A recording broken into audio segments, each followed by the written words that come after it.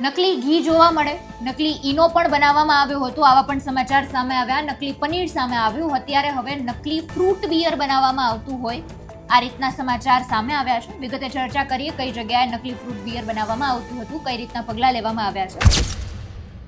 નમસ્કાર, આપ જોઈ રહ્યા છો રાજકોટ. આપની સાથે હું આકાંક્ષા. કામરેજ તાલુકાની હું વાત કરી રહી છું. કામરેજ તાલુકાના ધાતવા ગામે ઘરની પાછળ વાડામાં શેડ ઉભો કરી દેવામાં આવ્યો હતો અને ત્યાં ગેરકાયદેસર રીતે નકલી ફ્રૂટ બિયર બનાવવામાં આવતું હતું.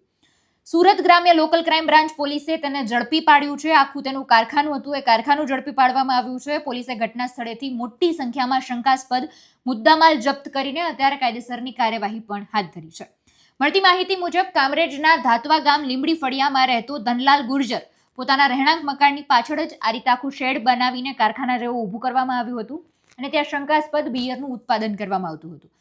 તેનો મોટો જથ્થો ઘરમાં સંગ્રહ કર્યો હોવાની બાતમી એલસીબી પોલીસને મળી. બાતમીના આધારે પોલીસે ત્યાં રેડ પાડી આકસ્મિક દરોડો પાડ્યો અને જેમાં મોટા પ્રમાણમાં શંકાસ્પદ અને એક્સપાયર્ડ લોકોના સ્વાસ્થ્ય સાથે રમત થઈ શકે આવી મુદ્દામાલ વસ્તુઓ ત્યાંથી મળી આવી છે. 1,78,110નો મુદ્દામાલ જપ્ત કરવામાં આવ્યો છે, જેમાં 584 નંગ નોન આલ્કોહોલિક ફ્રૂટ બિયરની બોટલ, જેની કિંમત થાય છે 17,000 આસપાસ, બિયર બનાવવાની મશીનરી, 552 નંગ expired non alcoholic energy drinks અને કાર્બોનેટ સોડાનો જથ્થો. આ બધો જ મુદ્દામાલ ત્યાંથી જપ્ત કરવામાં આવ્યો છે અને અત્યારે આ મામલે અત્યારે સુરત ફૂડ એન્ડ ડ્રગ્સ ડિપાર્ટમેન્ટના ફૂડ સેફ્ટી ઓફિસરને જાણ કરવામાં આવી. તેઓ તાત્કાલિક ઘટના સ્થળે દોડી આવ્યા હતા. મુદ્દામાલ જપ્ત કરીને આ દિશામાં વધુ તપાસ પણ હાથ ધરવામાં આવી છે. પણ ખરેખર અત્યારે આ બાબતે જે દરોડા પાડવામાં આવે છે પ્રશંસનીય કામગીરી છે.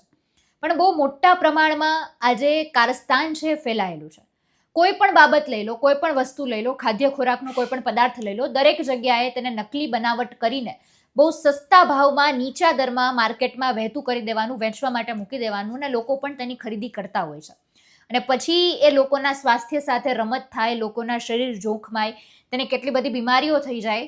આ મામલો ખૂબ ગંભીર છે. આના ઊંડા મૂળિયા નખાઈ ગયા છે. આ બાબતમાં લાલ આંખ કરીને કડકમાં કડક કાર્યવાહી ત્વરિતપણે જો કરવામાં આવે તો મને એવું લાગે છે કે આ બધું જ આખું કારસ્તાન છે એને ધીમે ધીમે આપણે ઓછું કરી શકીએ અને લોકોમાં એક ભયનો માહોલ થાય કે અમે કોઈ નકલી બનાવટ વેચશું તો અમારી સામે આટલા આકરા પગલાં લેવાશે. તો લોકોમાં પણ એક ભયનો માહોલ થાય જેથી કરીને આવી વસ્તુઓ માર્કેટમાં ન આવે, લોકોના સ્વાસ્થ્ય સાથે, હેલ્થ સાથે રમત ન થાય.